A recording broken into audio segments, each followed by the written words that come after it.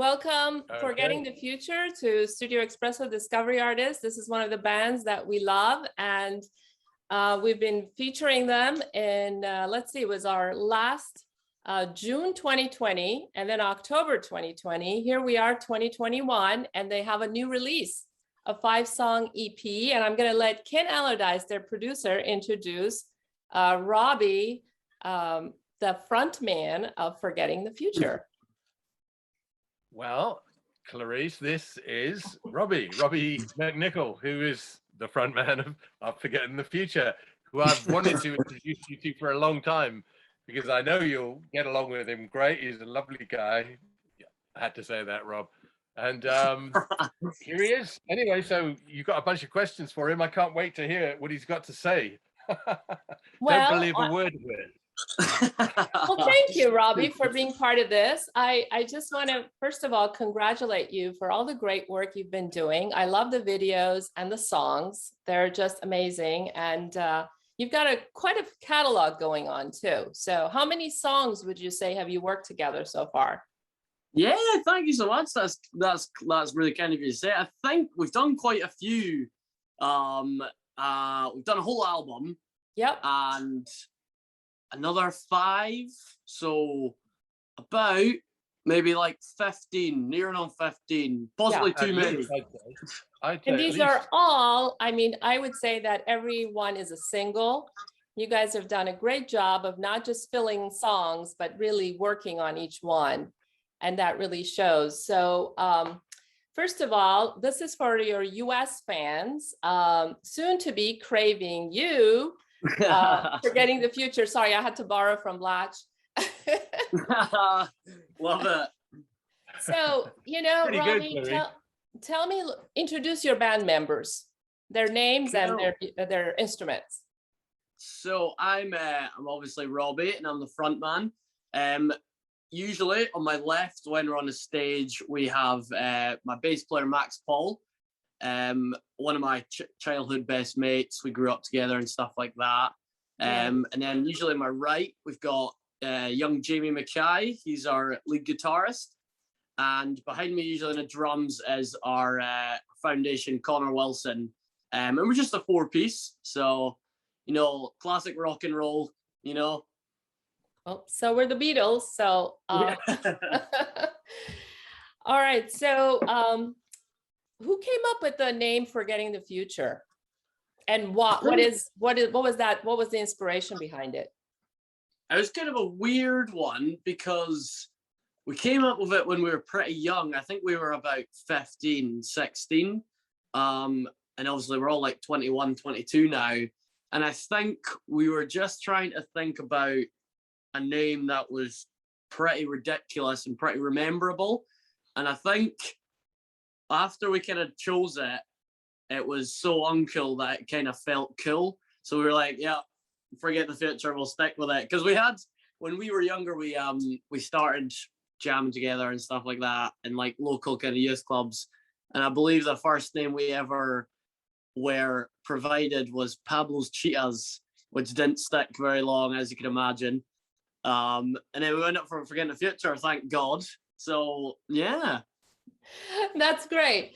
And you all are picking up on this really cute accent, which is, you know, I'm curious now. I actually had an aunt who was Scottish, so I know how to speak up and down like that a little bit, but not quite. Yours is better.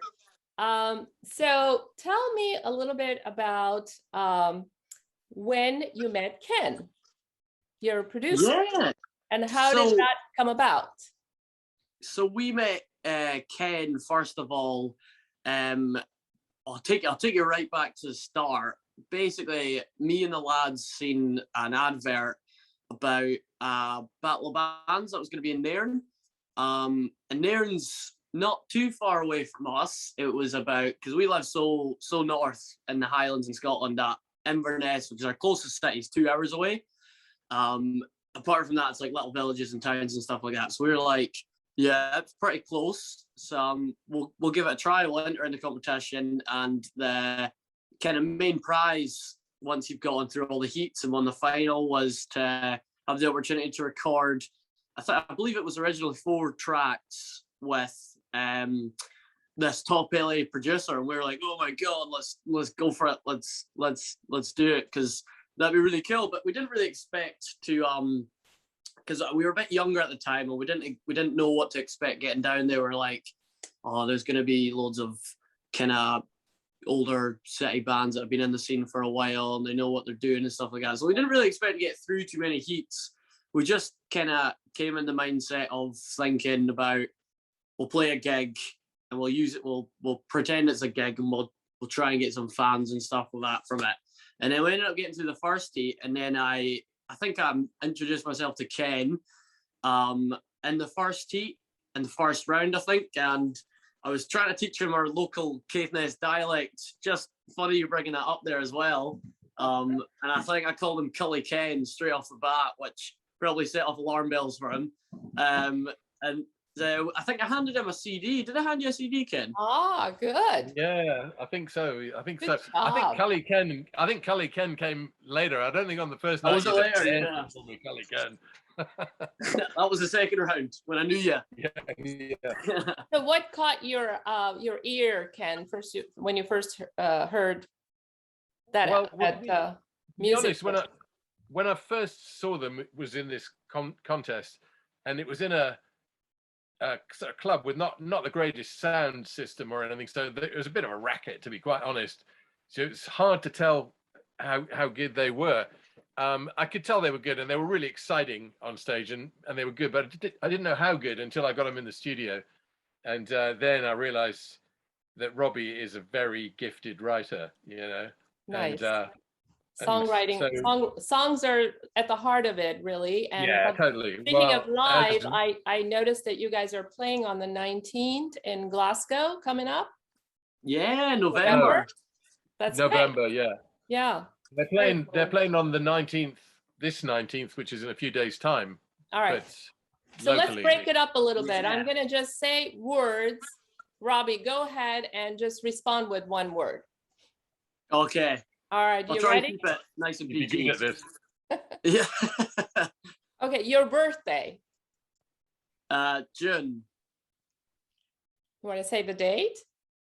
Oh, do you want me to say a few words? No, that's okay. Just now I'm saying, what's the date? Oh, okay. 27th. All right. Blue. Green. Bird. Dog. Hot. Freezing. Is that how it is in Scotland? Yeah, cold right now. Pretty much that's pretty much our hot, pretty much. Okay, US. States. Scotland. Cold. Happy. Grateful. Okay. Sky. Blue. Lepricon. Chin. Key. Key. Key. House. Technology. Ooh. Laptops. Since we were having such hard time getting on our Zoom today, I thought you would say socks. Yeah. Not about Wi-Fi. He's been prepped to be on his best behavior, Clarice. Yeah. No bad language. Oh, been please. trained well. All right, dreams. Fleetwood Mac. Oh, drones. Technology. Amazon. Prime. Girls. Boys. Love. Happiness. Oh. I didn't mean to be soppy there on you. All right, how about drink? What's that, sorry? Drink. Drink. Ginger. You got that from me. I wish I could offer you some. It's really good. Yeah. All right, so tell me a little bit about your background, your musical background. How did you become a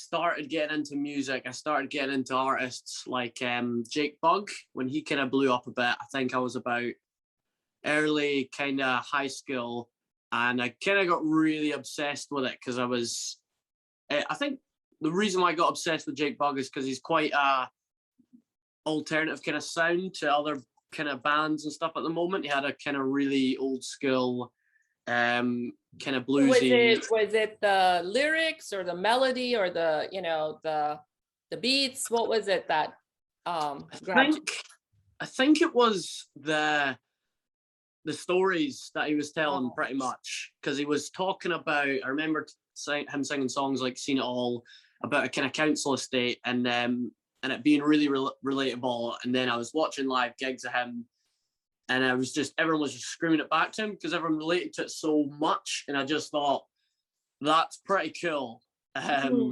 So I thought what I'd do is I started singing his songs, trying to kind of get into the habit of singing and playing guitar and stuff like that. Nice. And storytelling definitely comes through in your songs.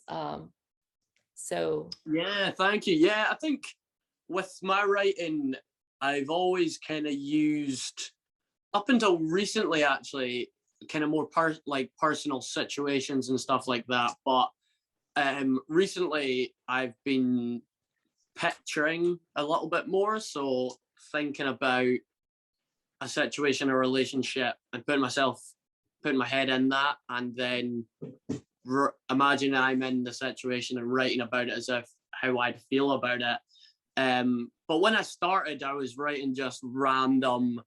I think I had a reggae song that I wrote, and I had a heavy rock song, and it was just probably really, really terrible lyrics, you know, like overusing the babies and all that kind of stuff. But I think with over time, I just got more into it and figured out what to do and what not to do, what I kind of like, what I don't like. Yeah. And since then, it's just been kind of. Well, I'm really looking forward to the development in your storytelling and music. Besides music, what interests do you have? Art, politics, philosophy? What grabs your, you know, attention? I'm not too into politics. I'm not smart enough for That's politics. good. But I do surf a lot. I'm a surfer. I've been surfing pretty much all my life. He was a Scottish champion at age 16 years old, champion surfer. That's very cool. Yeah, it's pretty cool. up here, especially where I live, because there's so many waves and there's so many spots. And we're pretty spoiled up here for choice, really. So I've just been surfing. Well, you have to come to California. I know, that'd be a treat, actually. I have to take you up on that. That'd be pretty cool. There's a lot of places here, so yeah, I can imagine. Bit warmer too. Yeah. Yeah.